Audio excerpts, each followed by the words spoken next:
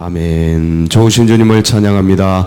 우리 좌우 앞에 있는 분들과 인사를 나눕니다. 반갑습니다. 환영합니다. 축복합니다. 또 한 주간 새벽 기도를 마무리 짓는 금요일입니다. 오늘도 주님 하루를 넉넉하게 살 수 있는 만나 out거를 주께서 내려주실 줄 믿고 우리 그런 기대와 소망을 가지고 여호수아 20장 말씀을 나누도록 하겠습니다. 오늘 내용은 도피성에 대한 말씀입니다. 제목도 도피성이죠. 그래서 이 도피성을 주신 목적은 이제 우리가 잘 알고 있습니다. 그리고 어떻게 이제 제도가 운영되는지 이제 구체적인 내용들을 이렇게 하나하나 말씀을 통해서 우리가 볼 수 있게 되는데, 이 도피성이 이제 설치되는 과정과 그 다음에 이 도피성이 운용되는 그런 목적 속에서 이 시대 속에서 우리는 어떻게 도피성 안으로 들어갈 수 있는가, 그리고 우리는 도피성이 목적하고 있는 그런 것들을 이 시대 속에서 어떻게 누릴 수 있는가에 대해서 같이 살펴보고, 그 옛날 설치되었던 그 제도가 지금 영적으로 우리 안에서 어떤 의미를 띠는가를 같이 좀 보도록 하겠습니다. 도피성은 모든 전쟁이 맞춰지고, 그리고 이제 1차 거점 전쟁이 맞춰지고 2차 이제 토벌전이라고 하죠. 이제 게릴라들을 이제 토벌하는, 잔당들을 소탕하는 그런 작전이 펼쳐지는, 땅들이 분배되고 각 지파가 이제 그런 작전을 수행하던 때에 이제 설치된 겁니다. 그러니까 이 여호수아서에서는 지파들에게 땅을 분배한 것까지만 나옵니다. 이게 참 재밌는 대목이에요. 마치 사도행전이 28장에서 바울이 로마에 가택연금 받은 상태에서 초청해서 집안에서 복음을 막 전하는 그런 과정에서 28장이 딱 끝난 거랑 똑같아요. 이 구약과 신약의 그 영적 흐름을 우리가 이렇게 살펴보면, 가나안을 1차 거점 전쟁을 마치고 이제 2차 지파에게 나눠주고, 거점 전쟁은 같이 합니다. 모든 지파가 같이 해요. 그리고 이제 승기를 잡죠. 승리를 따놨죠. 그리고 이제 2차로 지파들에게 땅을 나눠주고 지파별로 나머지 잔당들을 소탕하는 소탕전을 펼치는 거예요. 근데 이게 좀 더 어려워요. 이미 승리된 싸움이지만 게릴라들이 이게 보통이 아니거든. 이미 나라는 망하고 민족은 다 멸절되고 있는데 나머지 있는 이 소탕군들, 잔당들이 쉽게 무릎을 꿇지 않죠. 미군들도 이 아프가니스탄이나 이런 데서 전쟁은 승리했는데 전투에서 져서 나왔잖아요. 그러니까 그 잔당들을 잡는데 피해가 더 막심해요. 본 게임보다 소탕 게릴라전이 너무 신기해요. 이게 쉽지가 않은 거예요. 이겼는데 아직 이기지 않은, 그러니까 아직 이미와 아직 사이를 지금 우리 크리스찬들이 살고 있다. 이미 하나 예수 그리스도는 십자가에서 승리하셨는데 아직 우리 그게 이제 우리 이 현실의 삶 속에서 승리가 아직 이루어지지 않은 그 상태에서 우리는 가고 있는 거죠. 이미와 아직 사이에서 마치 그것과 같아요. 그래서 12지파에게 땅을 나눠줬는데, 그런데 이제 그 내용들은 여호수아의 기록이 돼 있지 않습니다. 땅 나눠준 것만 돼 있어요. 이제 각자가 땅을 차지하는 거죠. 그 전쟁의 이야기는 우리가 오늘날 이 삶 속에서 각자 나누어진 받은 달란트, 받은 은혜, 받은 은사, 그걸 가지고 우리에게 분배된 땅 차지하는 이 전쟁, 지파전쟁, 이거 지금도 수행하고 있다고 생각하면 되는 거예요. 한마디로 신약의 개념으로 액트 29, 사도행전 29장을 지금 우리가 써내려가고 있다. 이렇게 보면 이 신구약이 관통됩니다. 똑같습니다. 자, 그런데 이제 이런 와중에 도피성이 설치됩니다. 도피성이 설치되는데 왜 그런 거 하니? 자, 여러분, 전쟁을 하다 보면, 그리고 이제 꼭 전쟁만 하는 것이 아니고 사람이 살다 보면 이때의 이런 급박한 상황 속에서 목적하고 의도한 전쟁만 수행되는 게 아니라 항상 과실치사라는 게 일어나요. 과실치사. 우리들도 이 땅에서 살다 보면, 분주한 일상을 살다 보면 별일이 다 일어나잖아요. 지나가다가 사람도 생각 못했는데 툭 치고, 요새는 뭐 핸드폰 보면서 가기 때문에 이런 일들이 더 많이 일어나죠. 툭 쳐. 그런데 이제 치고 부딪히고 뭐 이런 일들, 우연히 발생하는 그런 일들도 있을 수 있지만, 툭 쳤는데 넘어졌는데 머리가 깨져. 예를 들어서. 그래서 이렇게 뇌진탕이 발생하고 좀 기절했다가 일어나고 이러면 진짜 감사한데 안 일어나. 이렇게 가다가 부딪혔는데 모르고 그냥 꽉 넘어졌어요. 어르신들, 예를 들어서 어르신들 약하시잖아. 넘어지셨어. 아니면 아이들, 여성들, 아니면 아픈 분들, 뭐 별 사람이 다 있지 않겠습니까? 부딪혔는데 넘어졌어. 머리를 부딪혔어. 쓰러졌어. 아니면 쓰러졌는데 뾰족한 곳에 이게 꽝 찍혔어.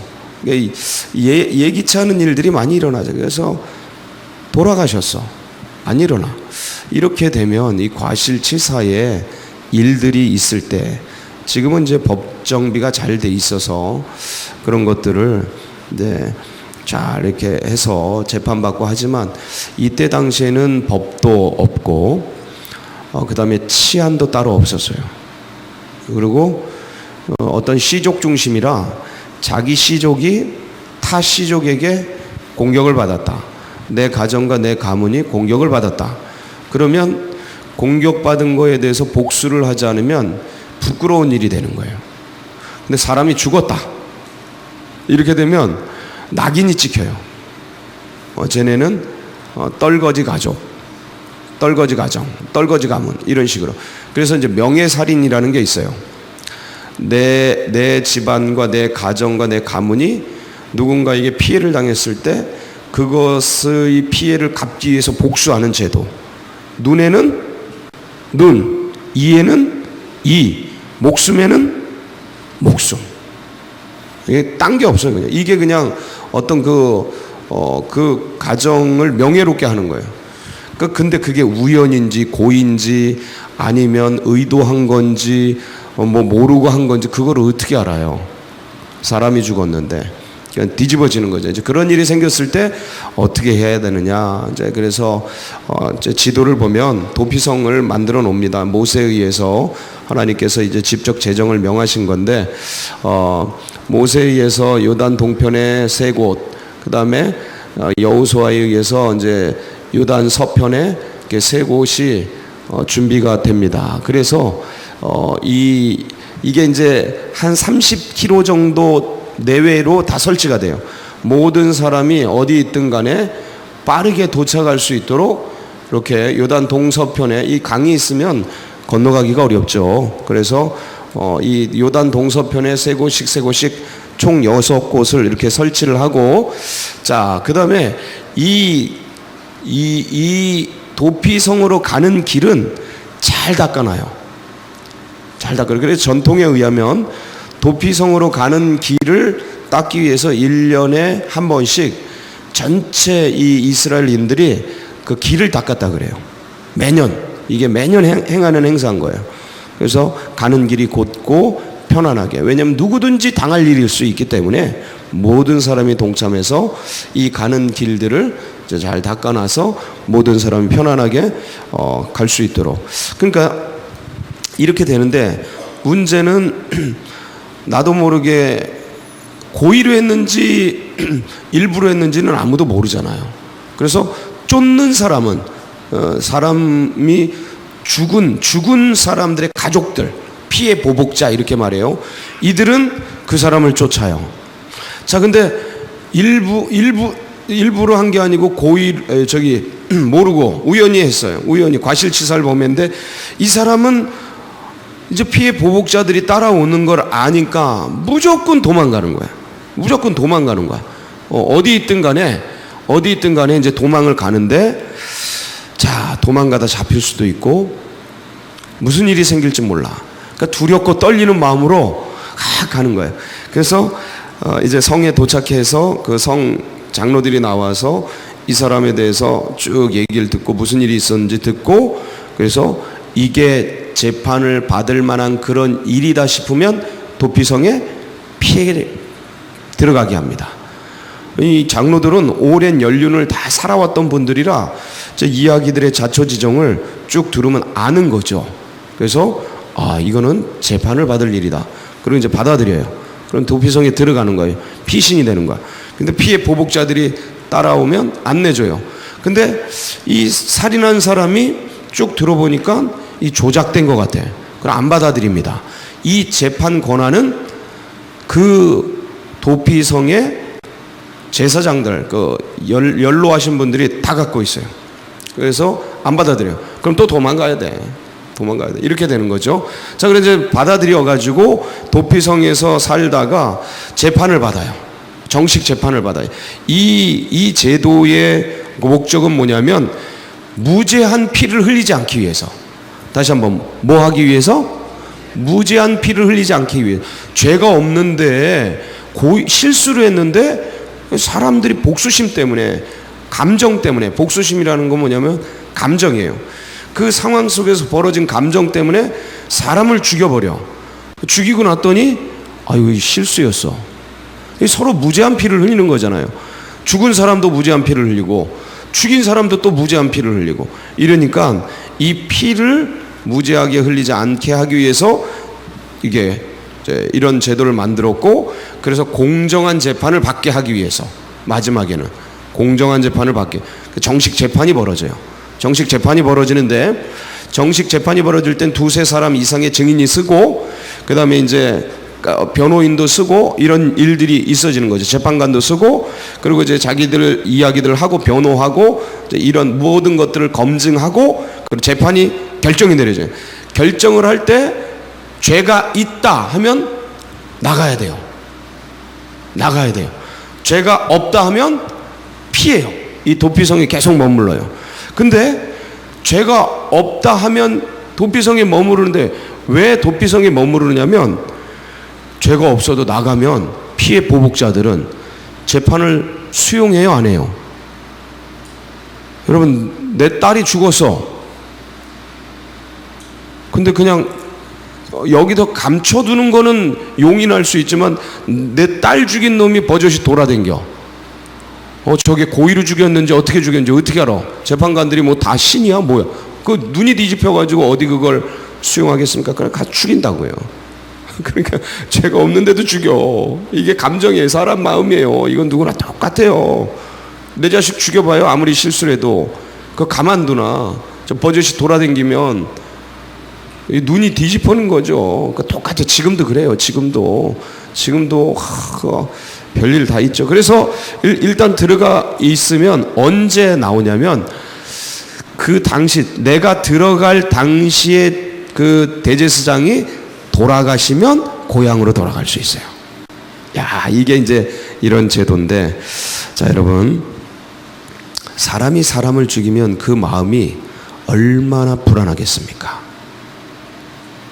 사람이, 내가 고의로든 실수로든, 실수로, 특히 실수로, 저기 사고를 한번 내봐도 이게 꽝 차가 부딪혀서 사람이 다쳐도 그날 잠이 안 와요. 잠이.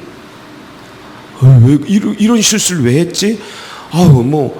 이 자동차 사고를 타고 다니시는 분들은 나지 않습니까? 내가 내든지 남이 내든지 당해도 아주 힘들고 내도 괴롭고, 이거. 근데 사람이 죽어.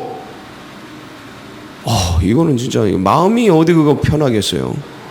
불안한 거죠. 괴로운 거죠. 거기다가 나를 누가 쫓아. 나를 죽이려고 쫓아. 눈에는 눈. 이거 다 알아요, 서로. 막 쫓아. 그 가족들이 막 날 쫓아. 죽이려고. 얼마나 사람이 불안할까. 죄가 나를 쫓아. 나를 죽이려고. 죄의 값은 사망. 죄가 나를 쫓아. 하여간 고의든 일부러든 아니면 실수로든, 이게 유전됐든 내가 죄를 졌든 죄가 나를 쫓아. 얼마나 불안할까. 쫓는 목적이 뭐예요? 죄가 나를 쫓는 목적, 죽이려고. 피의 보복자가 나를 쫓는 목적, 죽이려고. 얼마나 불안합니까, 인생이. 얼마나 괴롭습니까? 이 현실을 아는 거예요, 하나님이. 인간의 현실을. 죄가 참소를 해. 누구를? 나를. 죄가. 모든 사람이 뭐를 범하였음에? 죄를 범하였음에. 죄의 값은 사망. 죄가 나를 참소를 해. 나를 고발을 해. 얘 죄인이라고. 얘 죽어야 된다고. 이 불안, 인간 안에 있는 이 원초적인 불안. 그래서 사망이 가까이 와, 점점. 생각을 해보세요. 사망이 점점 가까이 와. 죄가 나를 고발해서 죽음이 가까이 와. 인생 자체가 불안한 거예요. 인생 자체가, 존재 자체가 두려움인 거예요. 인생은 먹고자 사는데, 살고자 먹는데 그게 죽어. 살라고 먹는데 죽어. 야, 이 기가 막힌 이 역설적인 인간의 존재 방식을 어디서 도대체 평안을 얻을 수 있을까요? 이게 도피성이랑 너무 유사한 거예요. 인생의 본질이. 어디서 피해 도대체? 돈을 가지면 피할 수 있나? 뭘 가지면, 사랑을 얻으면 이 땅에 예쁜 남자, 멋진 남자, 예쁜 여자 만나면 거기서 피할 수 있나? 아니, 요새를 두르면 피할 수 있나? 도대체 어딜 가면 이 위협으로부터 피할 수가 있나? 이 땅에서 어디에서 피할 곳을 얻을 수 있을까? 점점 죽음은 다가오고 죄의 값을 찾으려고 몰아오고, 이놈의 죄값을 어떻게 해결하나? 이 죽음 문제를 어떻게 해결하나? 점점 코너에 몰리는 거죠. 그때 우리의 도피성이 어디에 있습니까? 마태복음 11장 28절 30절 같이 한번 볼게요. 시작. 수고하고 무거운 짐진 자들아 다 내게로 오라. 내가 너희를 쉬게 하리라. 나는 마음이 온유하고 겸손하니 나의 멍에를 메고 내게 배우라. 그리하면 너희 마음이 쉼을 얻으리니 이는 내 멍에는 쉽고 내 짐은 가벼움이라 하시니. 이게 탈출구예요. 이게 도피성이에요. 이게 피할 곳이야. 야, 그리스도께서 우리에게 행하신 그 일, 그 주님의 그 사랑, 그 복음, 그러니까 뭐라고 표현하든 성경에 표현하는 수많은, 그러니까 예수 그리스도 행하신 그 일, 그 그리스도께서 나에게 이루어 주신 십자가의 그 역사 속에서 씻어지는 내 마음의 죄, 평안, 위로, 격려, 그것을 생각하면 죽음도 넘어갑니다. 지금의 괴로운 현실도 이겨가요. 이 구원이라 그래. 이걸 구원이라고 표현합니다. 용어로.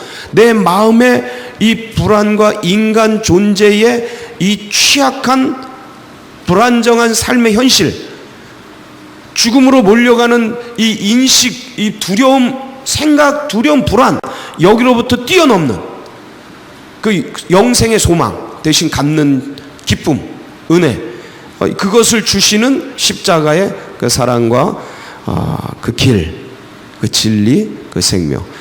이제 여기서 평안을 얻는 거죠. 이 도피성, 영원한 도피성. 여러분, 삶은 전쟁이에요. 전쟁터에서 무슨 일이 생길 줄 알아요? 뭔 일이 생길지 몰라요. 오늘도 그냥 우리는 오늘도 어제와 같이 진행되리라 라는 그냥 그런 막연한 기대를 갖고 사는 거지, 막연하기 때문에 그 밑바닥에 뭐가 있어요? 항상 불안과 두려움이 있어요. 이건 인간의 연약함 속에서 올 수밖에 없는 존재의 현실이에요. 존재의 불완전성, 완전하지 않은 존재가 갖는 그런 현실이에요. 그러니까 여기로부터 막연하게 오늘도 어제처럼 진행되리라 라는 곳에서 오는 밑바닥에 깔린 두려움과 불안, 여기에 있는 이 인간 현실 속에서 오는 이 초라함, 무슨 일이 생길지 모르는 이런 막연한 어려움, 여기에서 잉태되는 수많은 그 문제들이 있어요. 문제들이 있는데 이걸 이걸 씻을 수 있는, 이걸 해결해 줄 수 있는 게 유일한 것, 이 땅에는 없어요. 이 땅에는 없어요. 다 사라져요. 거품처럼. 믿었던 내 몸뚱이마저, 내 건강마저 나를 배신해요. 나를 배신해요. 배신의 고통이 굉장히 두렵죠. 아프죠. 그러니까 오직 변하지 않는, 오직 유일한 것, 오직 흔들리지 않는 그것, 그게 예수 그리스도, 유일한 도피성. 오늘 전쟁터 같은 삶의 이 현장에서 그분 붙드시고 그분 안에서 쉼과 안식을 수시로 누리시면서 이 영적 전쟁에서 승리하는 복된 날이 되시길 축복합니다. 같이 기도하시겠습니다. 여러분, 제가 금방 말씀드렸어요. 이건 전쟁터 속에서 세워진 도피성이다. 전쟁터 속에서 세워진 성이에요. 무슨 일이 생길지 모르는. 오늘도 이 삶의 전쟁터에서, 영적 전쟁터에서 피 튀기게 전쟁을 치르면서 수시로 시시때때로 이 성 안에서 쉬시고, 이런 은혜와 이런 믿음이 우리 다음 세대들에게도 흘러가고, 다음 주에 이제 교회 학교 각종 수련회와 세범 수련회와 성경학교가 진행이 됩니다. 위에서 아이들이 이 믿음과 이 은혜가 자리 잡도록 기도해 주시고, 우리 나라와 민족 그리고 서울제일교회 나아가는 앞길, 여러분 각자의 기도 제목 붙들고 우리 주여 한번 부르짖고 기도하며 나갑니다. 부르짖습니다. 주여